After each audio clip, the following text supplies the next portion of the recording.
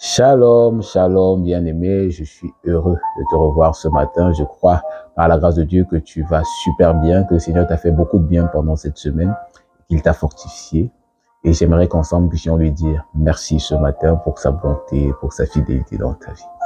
Père, merci, tu es bon et fidèle pour nous. Nous sommes tellement reconnaissants d'être en vie, d'avoir à nouveau le souffle de vie. C'est ta grâce.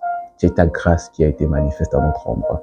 Tu as fait camper ton ange auprès de nous afin de nous arracher du danger. Nous sommes reconnaissants, Père, pour cela.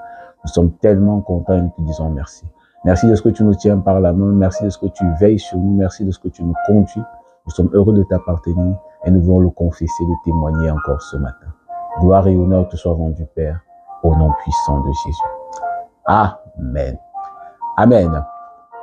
Bien-aimé, comme je te l'ai dit, je suis content de te revoir ce matin et bienvenue sur cette plateforme où je te parle de communion avec la personne du Saint-Esprit, la personne la plus importante de ta vie si tu as dit oui à Jésus. Si tu as accepté Jésus dans ton cœur comme Seigneur et Sauveur personnel, alors le Saint-Esprit est venu habiter au-dedans de toi. Il est venu ôter tes fardeaux, il est venu restaurer ton âme, il est venu te conduire vers ta destinée. Amen. Amen. Donc, comme je te l'ai dit, je te parle de communion sur cette plateforme et la semaine dernière déjà, je te disais, en fait, je partageais avec toi sur le lieu secret, sur l'importance de mettre du temps à part pour contempler, admirer le Seigneur, pour en fait passer du temps avec la personne du Saint-Esprit. Et cette semaine, j'aimerais qu'on continue dans ce sens et qu'ensemble puissions lire le texte de Matthieu 6 au verset 6 qui nous dit ceci. Matthieu 6, verset 6 qui nous dit ceci. Mais toi, quand tu pries, entre dans ta chambre, ferme ta porte et prie ton Père qui est là dans le lieu secret. Et ton Père qui voit dans le secret te le rendra ouvertement. Et ton Père qui voit dans le secret te le rendra ouvertement. La première chose qui est dit, c'est que lorsque tu pries, entre dans ta chambre et ferme la porte. En fait, cette semaine, je voudrais t'encourager à mettre du temps à part pour lui encore. Ici, la Bible nous dit d'entrer dans la chambre et de fermer la porte. J'aimerais t'encourager à avoir un temps de seul à seul avec ton Seigneur. Je t'ai dit en fait que pour avoir de l'impact, qu'importe le domaine, qu'importe la sphère d'influence dans laquelle tu vas opérer, tu as besoin de passer plus de temps avec la personne du Saint-Esprit. Plus tu vas le contempler, plus tu vas être transformé à la même image que lui, plus tu auras la capacité d'influencer ton environnement. Alors tu as besoin de lui et tu as besoin de le contempler.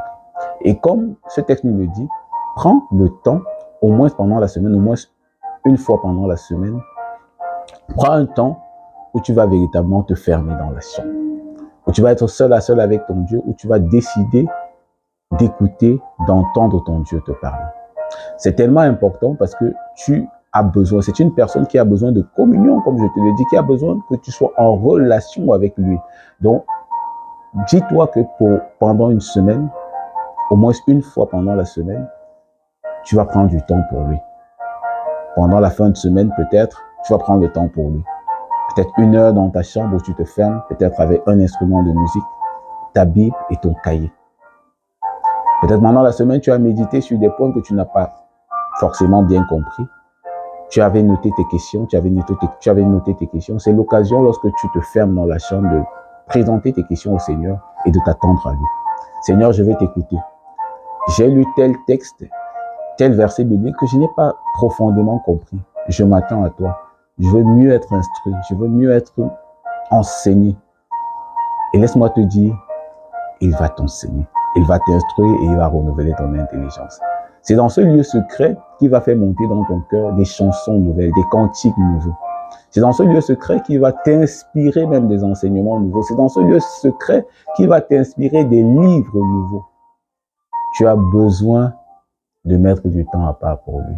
Rassure-toi, tous ces hommes importants, tous ces hommes puissants que tu écoutes aujourd'hui dans le Seigneur font ces choses que je partage avec toi. Pour avoir de l'impact, tu as besoin de passer plus de temps avec la merveilleuse personne du Saint-Esprit. Et je voudrais véritablement t'encourager à le faire.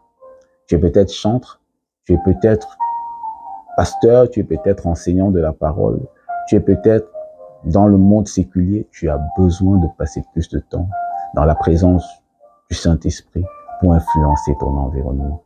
Et il t'attend, il veut passer du temps avec toi. Il veut passer du temps avec toi, il veut véritablement t'instruire, il veut davantage te conduire, il veut davantage te renouveler dans ton intelligence. Il a besoin que tu viennes, que tu mettes du temps à part. C'est ta responsabilité à toi de mettre du temps à part pour lui. Il ne te forcera pas la main. De la même manière que dans une relation, chacun donne quelque chose, il s'attend à ce que tu donnes.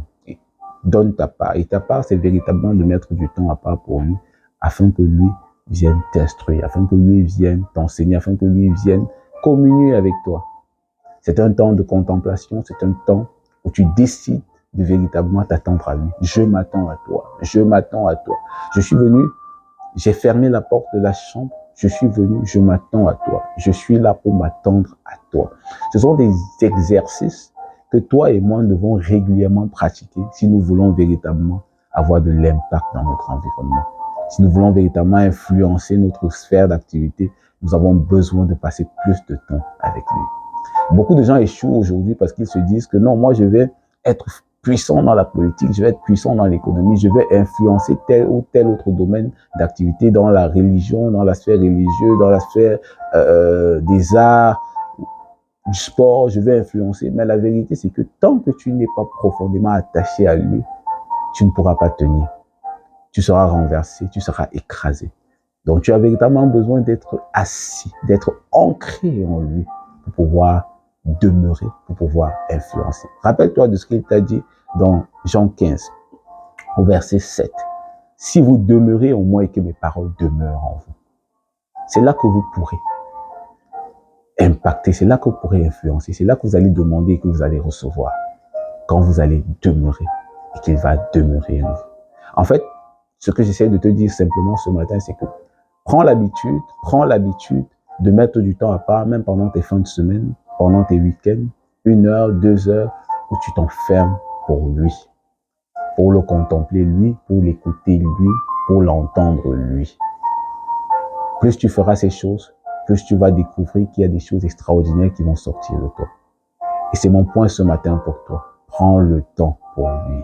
Si tu le fais, tu vas expérimenter le lieu secret profondément et tu vas témoigner du lieu secret. C'est mon message pour toi ce matin. Il faudrait t'encourager à le mettre en pratique pour que le Seigneur soit glorifié, pour que le Seigneur soit célébré. Sur ce, je te souhaite un agréable week-end. Ciao, ciao. Bye bye.